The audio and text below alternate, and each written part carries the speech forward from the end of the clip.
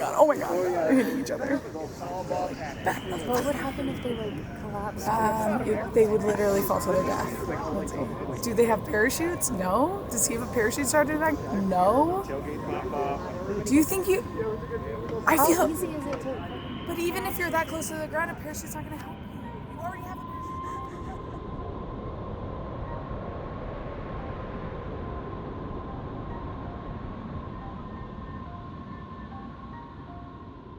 Oftentimes when people are asked what their story is for a fundraiser, it feels like they're being pimped out for their story. The reality is that I might sit down and tell the interviewer all these beautiful things that I'm doing. 9 out of 10 times, maybe 1 out of the things would be listed, but all of the horrible parts of my past is listed. It's really heartbreaking to see that these organizations see me as that. While all it takes is for you to hold on to hope for me, you can very easily break that by showing me this is who I see you as. This is how we're gonna make money, by showing the world the most tragic parts of your story. Do you use the phrase sex work? Do you use trafficking? Do you use exploitation or other language? I think I don't really like to say human trafficking just because the automatic assumption that people have is so horrific, and the weight of the words. I guess I prefer not to use that. I think I use survivor of exploitation. I think it's only to the people that are close to me I use sex work because it's very shaming and it has a lot of stigma. So I think a victim of exploitation just sounds the most, can fly by someone, and if they have more questions they can ask, but typically that's good enough.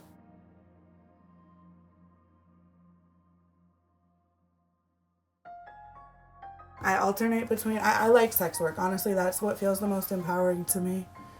Because I think what I don't like about exploitation is people start assuming the worst, I think. And I felt wholly exploited working at Domino's. So although I felt exploited in the sex industry, the stigma felt harder for me in a lot of ways than the exploitation.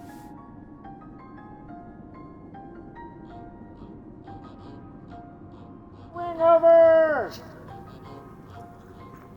Yeah! Should I just yell wing over? Wing over! Wing over, wing over! What does that mean? I don't know. A lot more positions need to be survivor-led.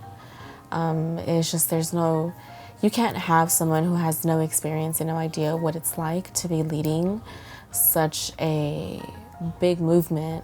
People then quickly revert to stories and trying to get that emotional manipulation that organizations try to do through the stories of survivors. And then what I see is just purpose washing, is using these stories to essentially fund organizations and to fund the work that they do while the work is not showing to be actually helpful. Because at the end of the day, the organizations have monetary goals that need to be met. And people respond to empathy, people respond to emotions, people respond. That's why we call 1-800 when you see all the animals on the screens and that one sad song that I can't even think about right now, but that's why it works.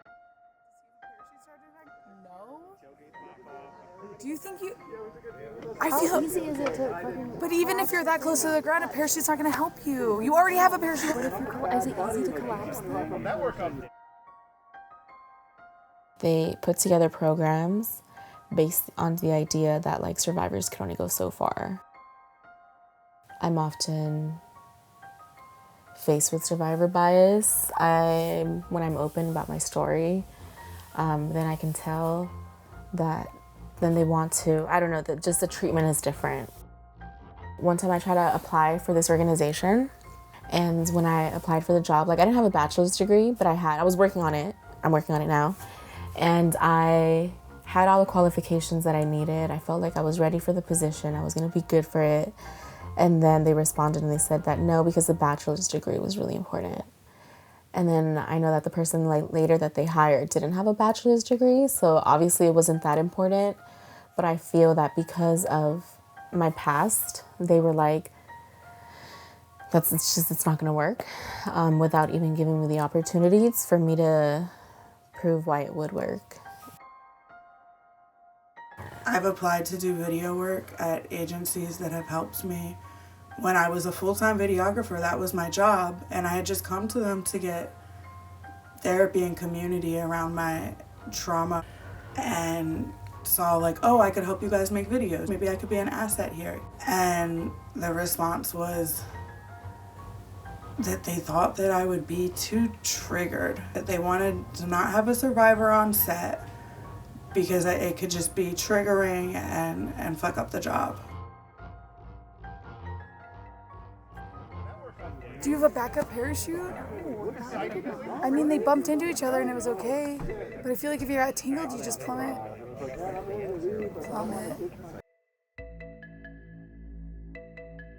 I wish the world knew how deep it goes, as in like how far the layers, the ripples go. It's not just one person. I feel like when people treat trafficking victims or they try to attempt or help, they see just the victim survivor and they don't take into account anything else. They don't take into account the family, their children, their partners. They don't take into account, and they want to just help this person from one point of view when there's multiple angles that need to be considered in wholly helping a person.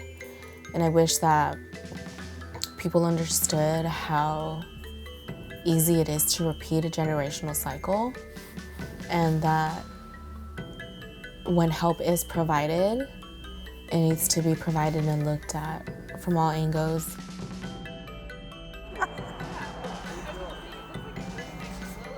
Is that a wing over? Is that a wing over? No. Wing over, yeah! Is that it? Is that it? Is that a wing over? It has to be. Wow. Oh my gosh. Is that a wing over? Is that the wing over?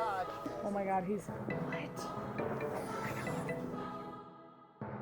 I mean, I want the world to see all the accomplishments that I've still been able to do, even though that was part of my story. Like, while that is a chapter in the book, that's not the full book. It's not everything. And I want people to be more, to zoom out, right? To zoom out of that part of my life and to see the bigger picture, to see that I'm a mom, to see that I'm a student, honor roll student at that, to see that I'm a CEO of a nonprofit that wants to give back, to see that I am a thriver and just no longer a survivor.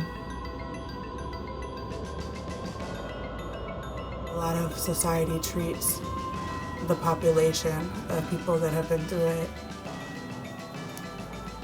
as if they can't speak for themselves. They're either like brainwashed and you shouldn't listen, or they're like healing and I don't know. It's just like unless they have a very specific message, I feel like they get silenced. I wish that the world just understood that it's like a nuanced thing.